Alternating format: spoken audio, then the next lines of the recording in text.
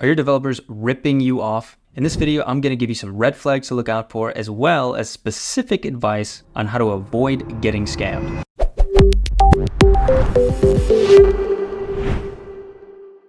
So the thing about development work is it's kind of like taking your car to the mechanic if you don't know much about cars like me. You're kind of just trusting the mechanic is going to tell you the truth about what needs to be repaired, how much time it's going to take, how much it's going to cost. But at the end of the day, you just kind of have to trust them. And some companies, unfortunately, take advantage of that. So here's some red flags to look out for. So if you're talking to a developer about building something and they don't give you a clear picture of exactly what they're going to build and how, that's a red flag. If you're just talking over the phone with the developer kind of, well, I think I need this, I think I need that. That's not your fault that you don't know how to describe in technical terms exactly what you need to the developer. It's the developer's job to walk you through the problem, to walk you through the app that they're building for you. And then before the project even starts, you should have clear spec documents written up that describe exactly what you're going to get out of the project and how much it's going to cost and when the payments are due. Relatedly, another red flag is if they don't use a contract at all. Now, some freelance developers are kind of newer and they don't really use a lot of formal contracts, but you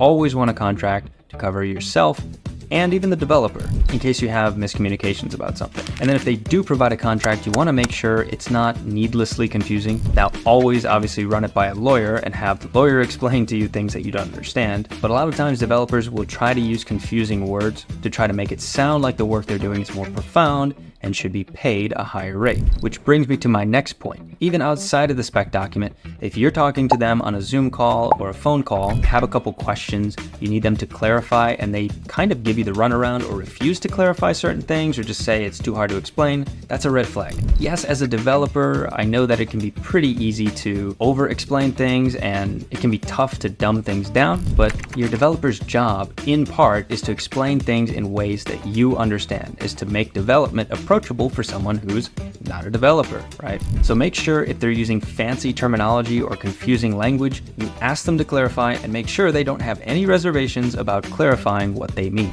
Another red flag, if you ask to see progress throughout the project and they give you the runaround or they say, we can't do that yet because of XYZ, that's a red flag. However, that's a red flag you should iron out at the beginning of the project so you know when to expect milestones, when to expect to see progress, and throughout the duration of the project, you should actually have access to the code base so you can see the progress for yourself using a staging build, which they should give you instructions on how to access. So if you ask to see progress and they're giving you the runaround or just not responding, it's a big red flag. And I briefly touched on having access to the code and the deliverable, but another red flag is if they're super defensive about giving you access to the code or access to the final work, you're going to want to be careful and look into that. For example, if they don't give you permission to see all the code that they're writing for you, or if for some reason they don't allow you to host the code on your own servers. Now, it's a different topic if you expect them to move code from their servers onto your servers. That may or may not be included in the contract, but if they don't allow you to take the code and do what you want with it, that's a huge red flag, and you should make sure that the contract specifies you're going to have full ownership of the code. Another red flag, if they try to convince you that it's necessary to rebuild the entire app from scratch, that's a red flag for a couple reasons. Now, any developer is going to be able to point out problems with an existing code base. Let's say you hired a development firm to build out an app for you and you weren't really happy with some parts of the engagement you had with them and you want to bring your code to another developer to have them continue. The new team is always going to look at the code and think, why did the developers do this or that? There's always reasons developers have for wanting to redo things other developers have already built. A lot of it comes down to preferences. Some of it comes down to arrogance, to be honest. However, if they try to pressure you into doing the rebuild, that's a red flag, and here's why. Even if they're not trying to rip you off and just get more money from you, highly experienced developers know that it's not always cost effective to just rebuild everything from scratch.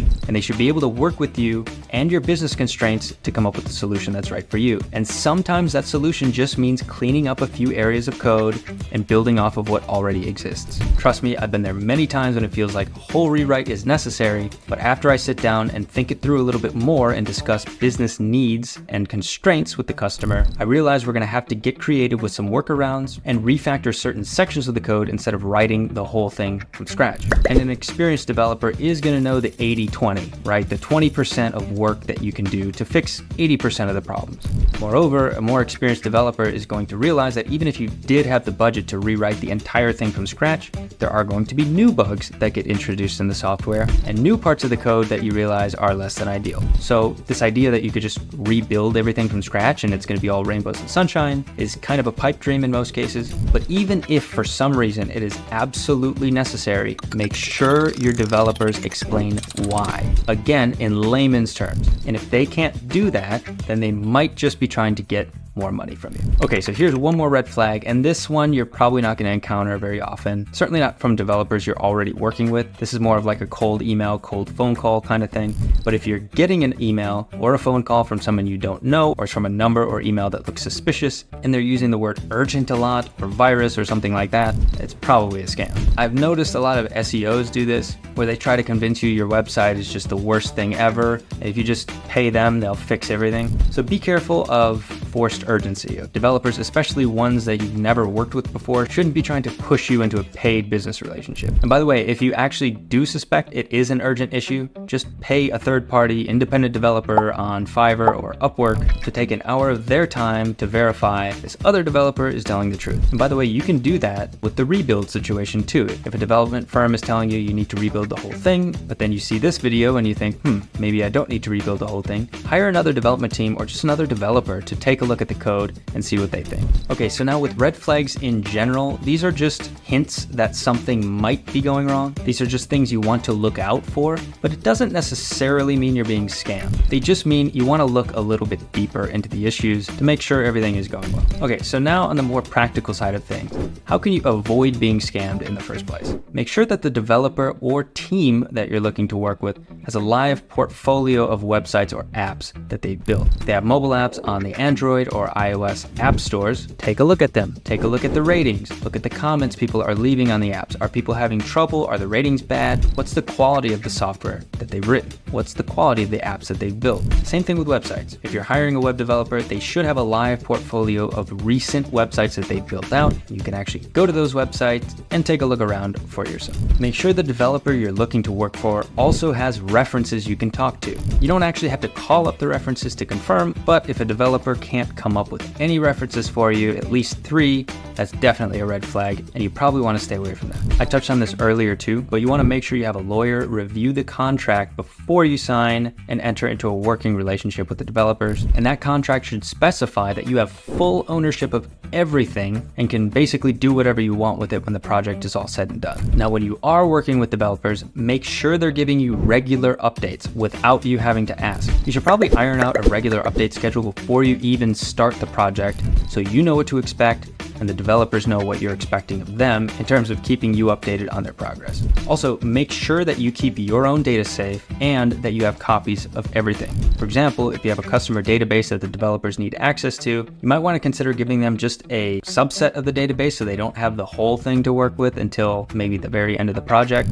And even then, make sure that they can't delete things without your permission. You can set specific permissions on different databases to limit the permissions the developers have. And then either way, you want to make sure that you have backups of your own database, backups of the software that they're delivering. Just make sure everything is backed up securely and make sure those backups are out of reach of the developer you're working with, just in case. Now, a couple more things I want to cover are false alarms. Things that look like they could be red flags, but might not be. So the first one, and this happens a lot, is if the development time is taking a lot longer than expected. As long as they're keeping you up to date on their progress and telling you when they're running into issues along the way, you don't have to be too concerned if the developers say it's just going to take more time than they originally thought. Now, I'm not saying that's a good thing. I'm not saying that's professional. It's just the nature of development. Sometimes software engineering work, if it's a project that's completely new to the development team and they haven't worked on similar projects before, it's kind of like guessing how long it's going to take you to get to the end of a maze without being able to see the maze from the top down, right? Sometimes there's just twists and turns that you don't expect. So as long as the developers are being honest with you and you're not getting the impression that they're trying to hide anything from you or lie to you about something, this one's pretty common. Similarly, if the cost of doing the project is going to be a lot more than the initial estimate they might have given you, this is definitely not a desirable situation, but it's not necessarily a red flag,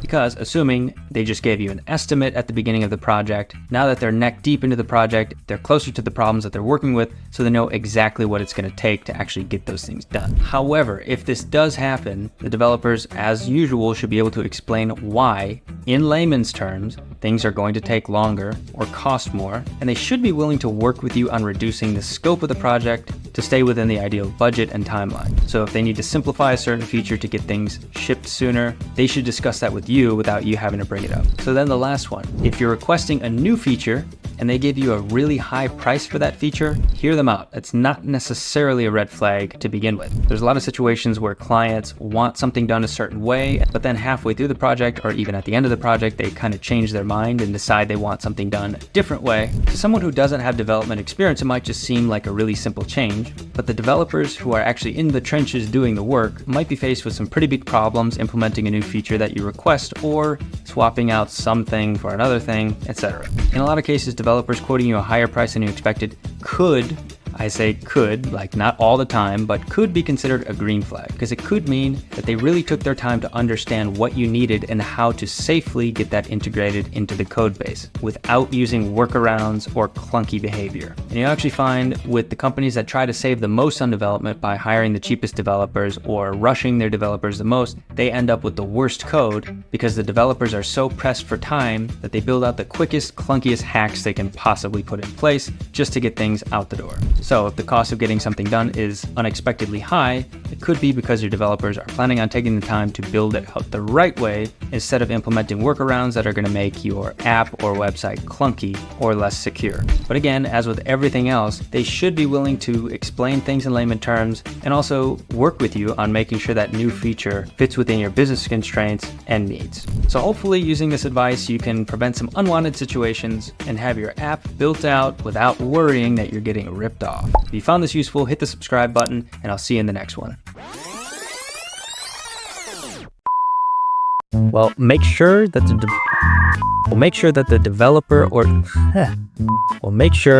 developer, I cannot say that.